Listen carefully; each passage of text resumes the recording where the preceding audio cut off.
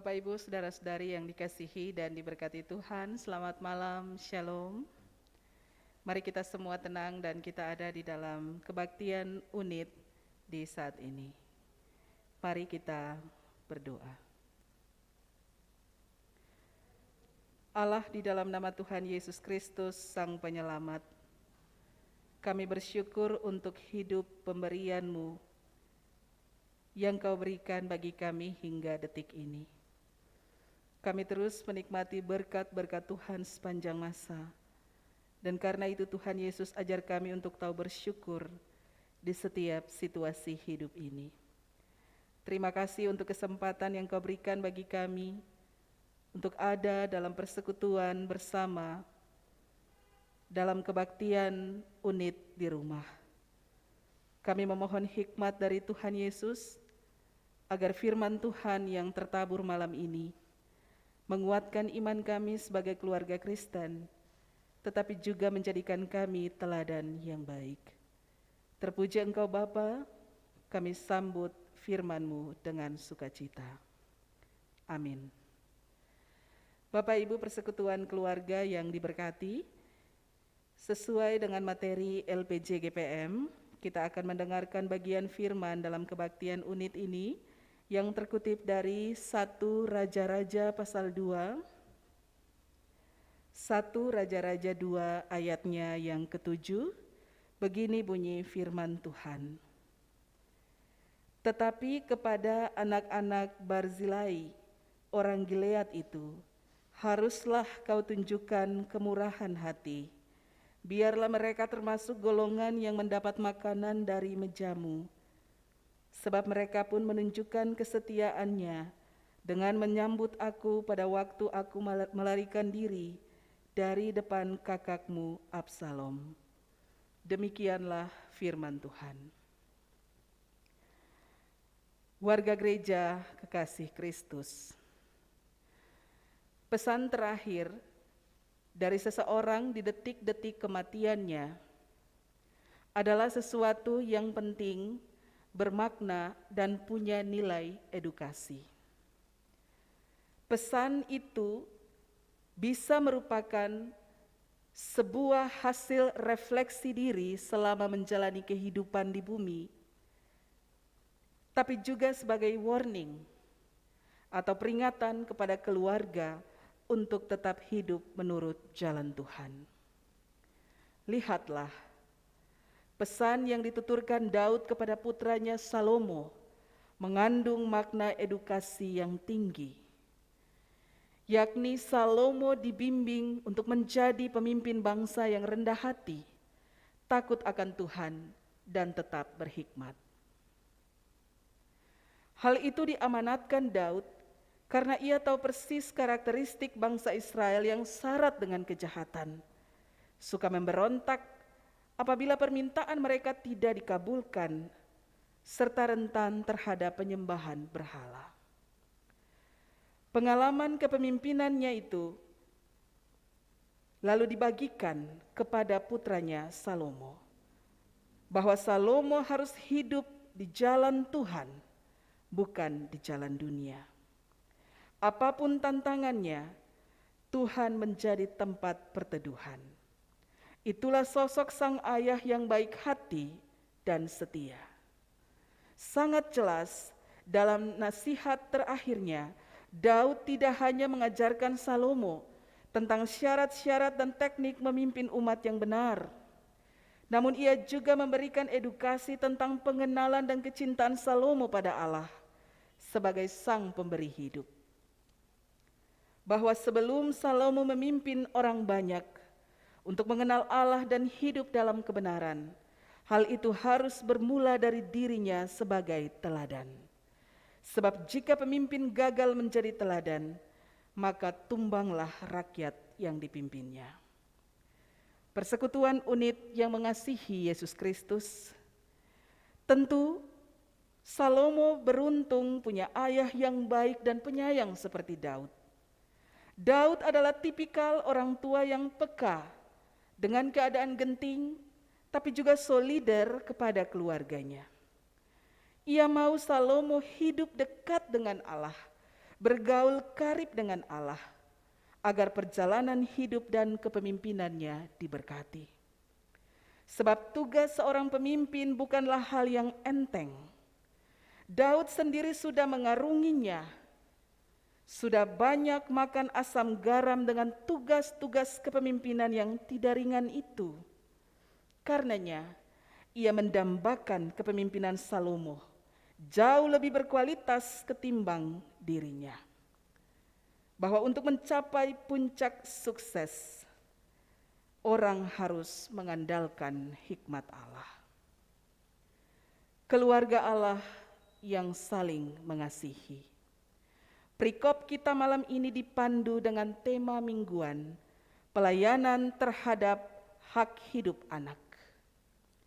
Pertanyaan kritisnya, sejauh mana kita mencintai dan mendidik anak-anak kita? Dengan cara yang bagaimanakah?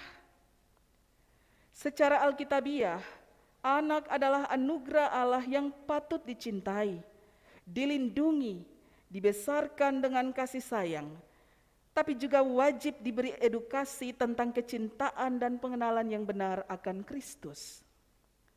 Sebab dunia masa kini syarat dengan beragam kejahatan, salah satunya pergaulan bebas yang berujung pada narkoba, judi, seks bebas, miras, pernikahan dini, penyalahgunaan IT, prostitusi, dan masih banyak kasus kejahatan lainnya.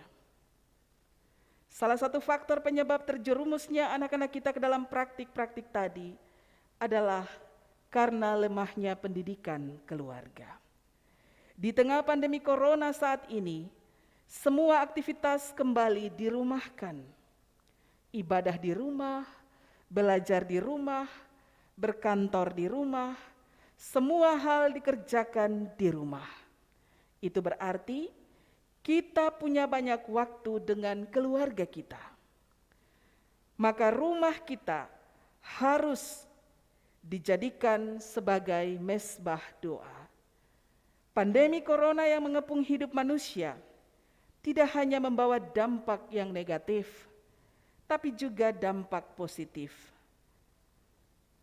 Salah satu ciri positif dari corona adalah budaya perilaku hidup bersih dan sehat atau PHBS menjadi meningkat.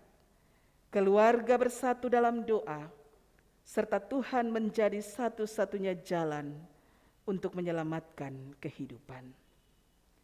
Mari saudaraku, kita belajar untuk mendidik anak-anak kita dengan cinta kasih Yesus, agar mereka terus diberkati dan dipelihara dalam masa depan. Tuhan memberkati. Amin.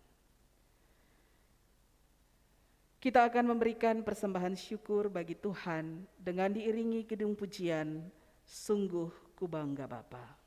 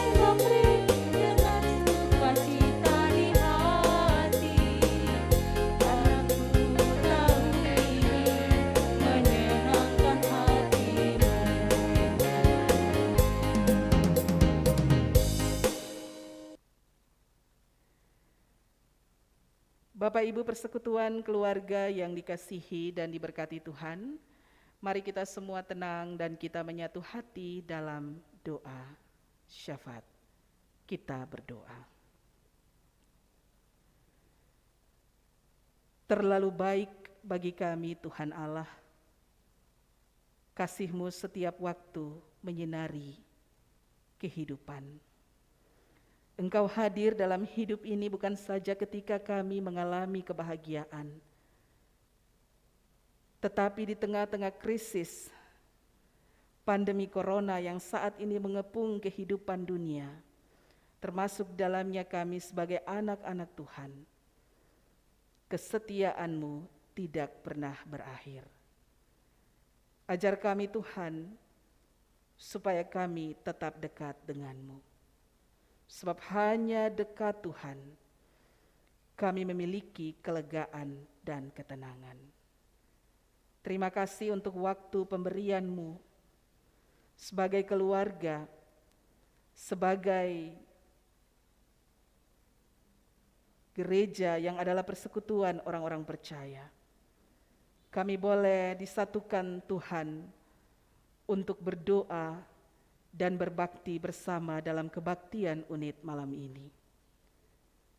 Firman kebenaran yang telah diperdengarkan, kami percaya dalam hikmat Tuhan, kami akan mampu untuk menjadi pelaku-pelaku firman yang setia.